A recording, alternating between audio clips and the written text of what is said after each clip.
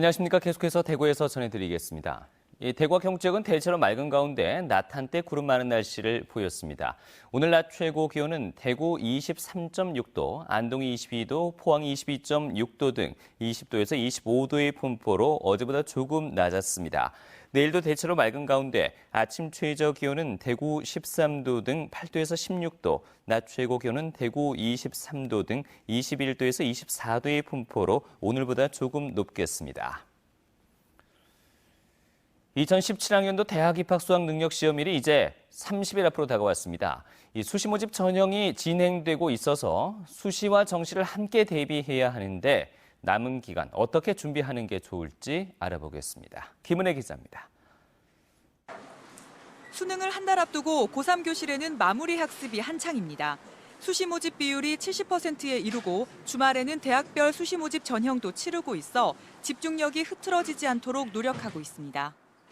지금 면접을 진행하는 학교가 많아서 애들이 아직 정시 준비는 좀 하고 있긴 한데 좀 더 면접에 집중하는 게 많아서 분위기가 좀 어수선 면이 있는 것 같아요. 수시 내놓은 것들하고도 전부 다 최저 등급 기준이 다 있어가지고 그 기준에 최대한 맞추기 위해서 그냥 부족한 과목 위주로 노력할 생각입니다. 특히 올해는 대학의 프라임 사업 등으로 전국적으로 3,000개 이상의 대입 전형이 올해 초와 비교해 달라진 것으로 나타나 전형을 꼼꼼히 살펴볼 필요가 있습니다. 대구권만 하더라도 경북대는 글로벌 소프트웨어 전공을 신설해 100명을 모집하고 영남대는 로봇공학 등을 신설해 317명을 선발합니다. 대구 한의대는 화장품 공학부, 경운대는 항공 분야 정원을 늘렸습니다. 입시 관계자들은 모의평가를 봤을 때 쉬운 수능 출제 경향은 이어지겠지만 국어는 다소 어려워질 것으로 보인다며 자신에 맞는 마무리 학습을 조언하고 있습니다. 중위권의 학생들은 EBS 연계율 70%이기 때문에 수능 완성이나 수능 특강책을 가지고 그리고 그게 이제 기출문제를 보태서 계속 반복적으로 풀어보는 게 그런 심리적인 불안을 좀 줄일 수 있을 겁니다. 집중력 향상을 위한 약물 복용은 오히려 신경 과민이나 환각 같은 부작용 위험도 있어 평소 학습 태도를 유지하는 게 좋습니다. MBC 뉴스 김은혜입니다. 김관영 경북도지사가 오늘 도청에서 기자회견을 갖고 사드 갈등을 접고 지역 발전에 에너지를 모으자고 요청했습니다.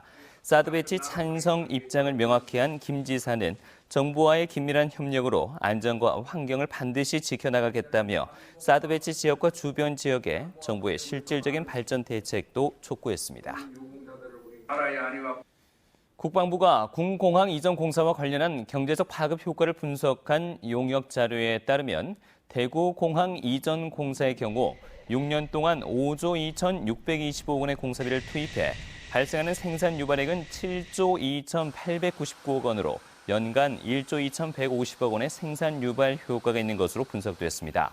부가가치 유발액은 2조 5,899억 원, 취업 유발 인원은 5만 1,700여 명으로 분석됐습니다.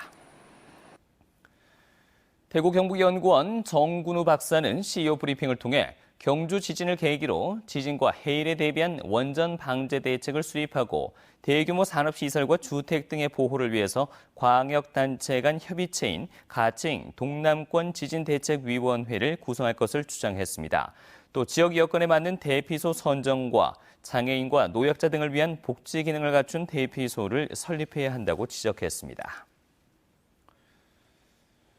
부산지방국토관리청은 영남 지역의 터널과 교량, 제방, 수문 등 2,500여 개의 시설물에 대해서 올해 말까지 내진 성능과 관련해 민관 합동 특별 점검을 실시합니다. 점검팀에는 공무원과 설계 감리업체, 구조 토질 기술사, 그리고 안전점검기관 기술자 등 570여 명이 참여해서 시설물 침하 조사와 비파괴 검사 등 정밀 검사를 진행합니다. 점검 과정에서 위험 요소나 긴급 조치가 필요할 경우 조치 방안을 마련합니다. 농협은 하반기에 농협중앙회와 계열사, 전국 농축협 등에서 학력과 연령 등의 제한을 두지 않는 열린 채용 방식으로 950여 명 규모의 신규 인력을 채용한다고 밝혔습니다. 부문별 채용 규모는 농협중앙회와 농협경제지주 계열사 90여 명, NH농협 금융지주 계열사 180여 명, 전국 농축협 680여 명 등으로 오는 23일부터 전형을 시작해 연말까지 최종 합격자를 발표합니다.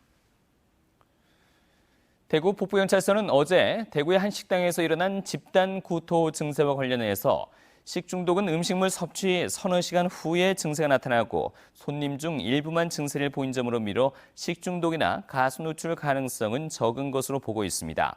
다만 증세를 보인 사람들이 공통적으로 자극성 강한 소스를 먹은 사실을 확인하고 음식점의 식재료를 수거해서 국립과학수사연구원에 분석을 의뢰했습니다. 네, 지금까지 대구에서 전해드렸습니다. 고맙습니다.